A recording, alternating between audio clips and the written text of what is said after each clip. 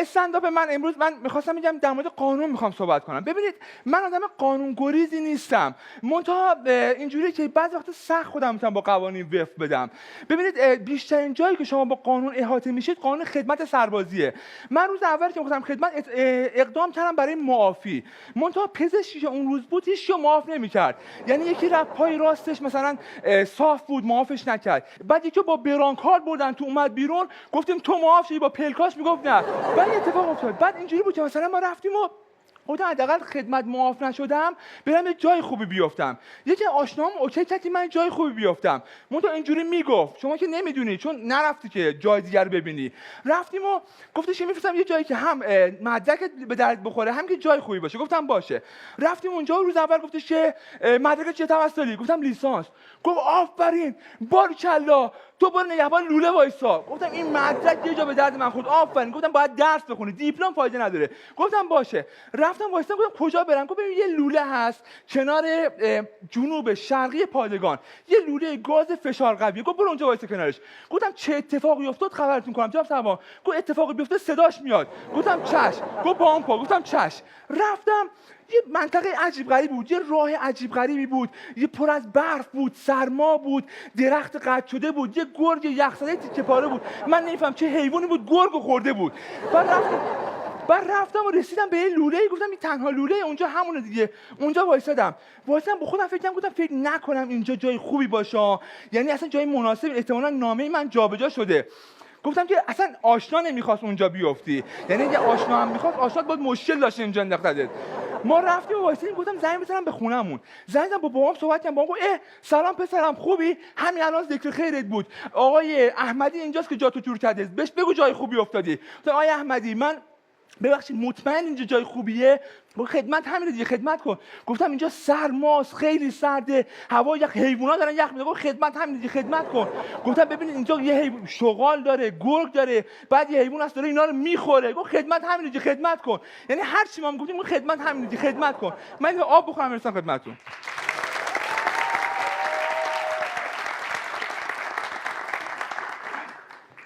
یه قانون دیگه تو خدمت وجود داره، این سنه دستوره. یعنی قوانین عجیبی وجود داره. مثلا میگن دستوره. اینجوری که ما رفتیم وایسادیم و یه سری دستور اومد که برید آقا از موانع رد شید. بعد موانع اینجوری که مثلا اگه باید رد می‌شدی، از سینه‌خیز می‌رفتی، از تونل رد می‌شدی. بعد منم رد شدم، همین رد شدم یه گیر کردم. گفتم جناب ما گیر کردیم. گفت دستور رد شو. گفتم نمیتونم ابعادم به هم نمیخوره. گفت از بس می‌خوری توسل. گفتم نه من کلم گیر کرده، اصلا ربطی خورد و خوراکم نداره. گفت شاید مطالعه‌ام زیاده. بعد من به جای که منو بکشه بیرون میگم ناکن نامه است، دستور رد شو. گفتم با دستور شما که این گشاد نمیشه، منو بکش بیرون. بعد این اتفاق افتاد. یا مثلا یه قانون دیگه وجود داره، اینه که تنبیه برای همه، تشویق برای یکی. این قانون باگ داره اصلا. یعنی ما یه روز توی خدمت بودیم، یه نفر یه کاری کرد، ما به خاطر اون هممون تنبیه شدیم، توی پادگان موندیم. اینجوری یه هفته تنبیه شدیم، یعنی شدیم تنبیه برای همه به خاطر اون. بعد همون آدم 2 روز بعد یه دستگاهی تعمیر کرد، تشویق برای یکی شد، رفت خونه‌شون. یعنی ما تو تنبیه برای همه اون بودیم، اون تشویق برای یکی خودش رفت. گفتیم این میشه اصلا همچین چیزی؟ یا مثلا یه روز یکی کاری می‌کرد، هر کی یه کاری می‌کرد یعنی ما نابود می‌شدیم.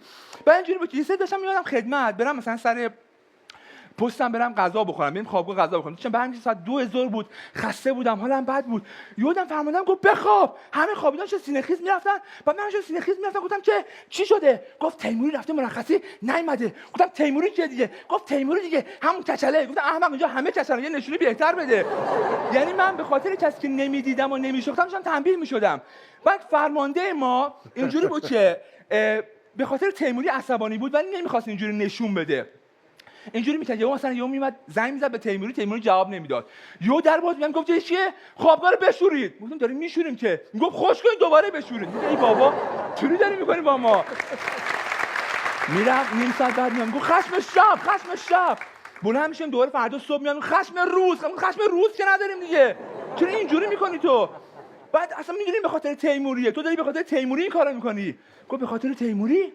چی بود این حرفو زد؟ بشمار. به خاطر تیموری نیست. پشین. به خاطر تیموری نیست. پاشو. به خاطر تیموری نیست. نشستیم. به خاطر تیموری نیست. پا شدیم. اصلا این وضعیت عجیبی برام درست کرده بود. یا مثلا یه قانون دیگه وجود داشت بود که رژه بود. ببینید رژه اینجوریه که من کلا خودم نمیتونم رژه برم چون من آدم تک بودی هستم. منتها رژه باید که دست راست و پای چپت باید هماهنگ باشه. من نمیتونم، یا پام باید بره جلو یا دستم. بعد بخاطر این خیلی برام سخت بود. بعد فرماندهم روز اول من اینجوری کرد، گفتش که هر کی بتونه 5-10 متر رژه بره من 5 روز مرخصی تشویقی میدم. گفتم من میتونم. من بخاطر مرخصی هر کاری میکردم. گفتم من میتونم جان، من میتونم. رفتم 5 متر اومدم برم. گفت یه صبر کن. گفتم جانم اینقدر بد رفتم نگه داشت منو. گفت ببینم تو روزی یه 5 قدم راه برو. راه رفتم. گفت شما از فردا روزی نیم ساعت همین راه رفتنم بکن. چه وضعیتی راه رفتنه؟ بعد اینجوری بود. بعد یه آقایی اومد به ما رژه یاد بده. یعنی ایشون 14 سال کارش تمرین رژه بود. اومد اینطوری کرد، گفتش که ببین شما رژه که میرید اینجوریه که روی بغلیا و اطرافیان تو مثلا روی افراد کمی تاثیر میذاری. من اینقدر بد میرفتم رو حد وسیعی تاثیر میذاشتم، اونا هم خراب میکردن. بعد من خدا میرفت بالا دکل، میومد پایین، میرفت عقب، نمیفهمید چیه. بعد یه هفته اینجوری منو پیدا کرد، گفتش گفت عقب جرد، همه برگشتن، من رفتم جلو، خوردیم به هم مثل دومینو خوردیم. گفت بیا اینجا. گفتم جانم. گفت ببین نکن پسرم، آدم رژه رو خراب کنه روی بغلیا و اطرافیان پشت سریا تاثیر میذاره که میبیننش. تو چجور رو جلویا تاثیر میذاری؟ تو نابغه ای، نفوذ کن تو دشمن. توی خدمت همه چیز اجباریه، حتی خدمات که به شما ارائه میدن. یعنی اینجوری بود که مثلا برای صبحونه ما رو بیدار میکردن، بعد خدمت اینجوری که شما میخوابی شبه، بیدارم میشی شبه. یعنی بعضی وقت بیدار میشه هوا تاریک‌تر بود. بعد اینجوری بود که مثلا تو ممکنه مرسی. بعد بود که من برای ما صبحونه بیدار کردم. گفتم من نمیرم صبحونه، میخوابم. گفتش که باشه. اومد بالا سرم گفتش که نمیشنوی داریم صدات میکنیم. گفتم ببخشید اگه میشه من صبحونه نخورم. گفت اشکال نداره نخور، برو نخور. گفتم برم که میخورم. گفت پس برو بخور. گفتم باشه پس میرم. بعد بلند شدم برم، انقدر سوز و برف و سرما بود. یه آقایی بود فرماندهام پایین بود، یه سوله جدایی بود اونجا صبحونه میدادن. ما بعد میرفتیم بیرون، بعد سوز و برف و کولاک بود. بعد در باز میکرد، 5 تا سرباز میفرست بیرون، در میبست که سوز نیاد تو.